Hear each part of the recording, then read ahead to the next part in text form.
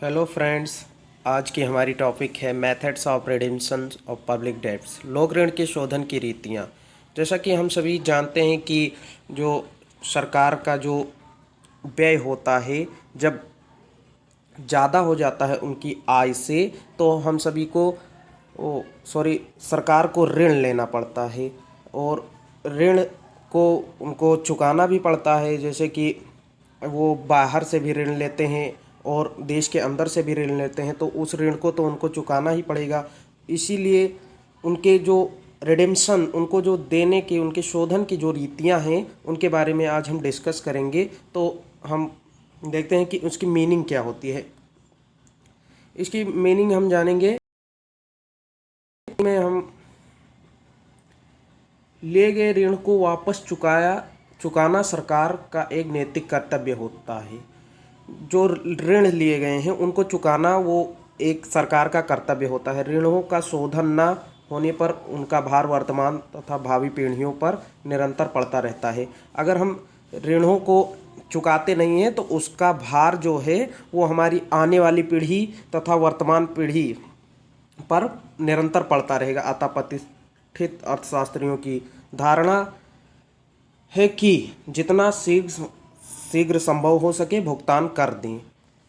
कुछ जो हमारे अर्थशास्त्री हैं, प्रतिष्ठित अर्थशास्त्री हैं, उनका ये कहना है कि जितना जल्दी हो सके हमें ऋणों का भुगतान कर देना चाहिए। कर राशि को वापस नहीं किया जाता है, लेकिन जो हम टैक्स लगाते हैं, टैक्स को वापस नहीं किया जाता, परंतु हमें जो ऋण लेते हैं, हम जनता से लेते हैं या फिर हम बाहर से लेते हैं, विदेशों से ऋण लेते हैं, उनको वापस करना बहुत ही ज़रूरी होता है। इसके लिए कुछ हमारे जो मेथड्स हैं उनके बारे में आज हम डिस्कस करेंगे। तो हमारा पहला जो मेथड्स है ऋण का शोधन। पहले ये हमारे मेथड में ऋण का शोधन है। इसमें जो आता है फर्स्ट पॉइंट, पूंजी कर, कैपिटल लेवी। लोक ऋण के भुगतान के लिए सरकार पूंजी कर लगाती है। जो हमारा वो लोन होता है उसके भुगतान के लिए सरकार पूंजी कर लगाती है।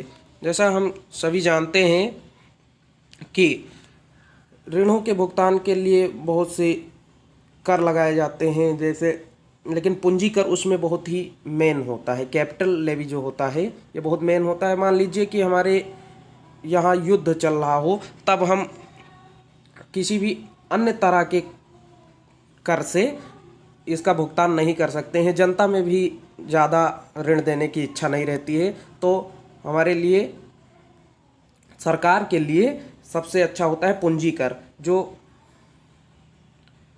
पूंजी कर होता है ये व्यक्ति की पूंजी पर लगाया जाता है। पूंजी कर जो है वो व्यक्ति की पूंजी पर लगाया जाता है, संपत्तियों पर लगाया जाता है, जिससे कि उसको देने में ज़्यादा कोई कठिनाई नहीं सहन करनी पड़ेगी और आसानी से इस ऋण का भुगतान भी हो जाएगा।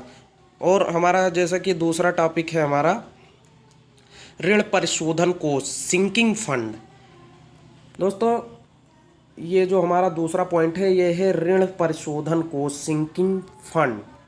सिंकिंग फंड के अंतर्गत इस रीत में सरकार द्वारा एक कोष का निर्माण किया जाता है और उसी से मूलधन एवं ब्याज का भुगतान कर दिया जाता है।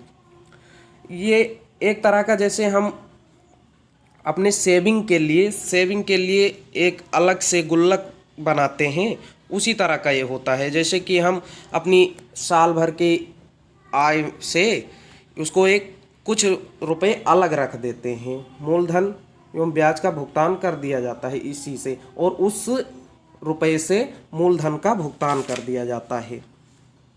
जैसा कि परिशोधन कोष, सिंकिंग फंड भी एक ऋण के शोधन की एक विधि है, एक बहुत ही अच्छी विधि है, जिससे हम सेविंग के जरिए अपने ऋण को अच्छे से, उसको एक साल की जो हमारी प्रॉफिट होती है उस सब इकट्ठा करके हम इसका भुगतान कर सकते हैं। अब हम दूसरा आएगा हमारा टॉपिक जो होगा वो है ऋण से बचाव। पहला तो हमारा था हम रिडिम्पशन करते थे, जो हम डेप्ट था, हमारा ऋण था, उसको हम भुगतान कर देते थे, लेकिन हम ऋण से का ये जो दूसरा टॉपिक है ये है ऋण से बचाव।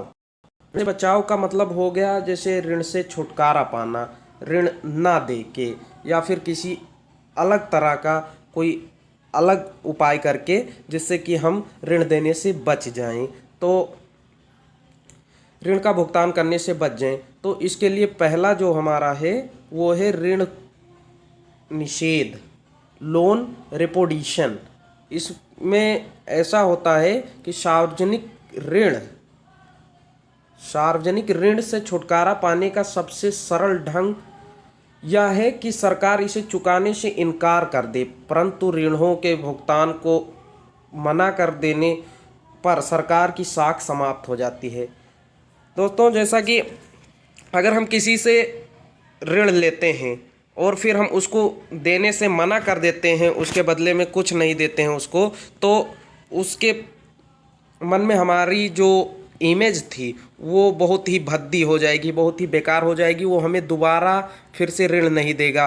और अगर हम बाहर से, विदेश से ऋण लेते हैं तो विदेशी ऋण के निषेध करने पर, मना करने पर कि हम आपका ऋण नहीं दे सकते, दूसरे देश से हमारे देश में युद्ध जैसी परिस्थितियां आ सकती हैं तथा हमारा जो विश्व स्तर पर जो हमारा सम्मान होता है वो घट जाता है। तो इसीलिए ऋण निषेध की पद्धति में, जैसा कि आंतरिक ऋण में भी जब हम जनता से ऋण लेते हैं तब भी हमें इसका निषेध वाला ऑप्शन ज़्यादातर सही नहीं होता है। इसमें ऐसा होता है कि जनता का भी विश्वास कम हो जाता है, जनता भी सरकारी प्रतिभूतियों में अपना धन नहीं लगाना चाहती। फिर हमारा जो दूसरा मेथड है वो ऋण परिवर्तन का है, लोन कन्वर्सन का है। लोन कन्वर्सन में होता है कि हम एक ऋण का जो भुगतान करते हैं और दूसरा ऋण, नया ऋण ले लेते हैं। इससे ऐसा होता है कि हमारा जो ऋण होता है वो, उसकी अवधि जो होती है वो नई होती जाती है बार बार, और हमारा जो ऋण का भार होता है वो कम होता है। ऋण परिवर्तन में ऋण का वास्तव में भुगतान नहीं किया जाता है, वरन इसका रूप परिवर्तित कर दिया जाता है। इस विधि में सरकार पुराने ऋणों को नए ऋणों में बदल देती है जिन पर सूद की दर कम होती है। इस पर जो हमारा इंटरेस्ट होता है वो कम होता है।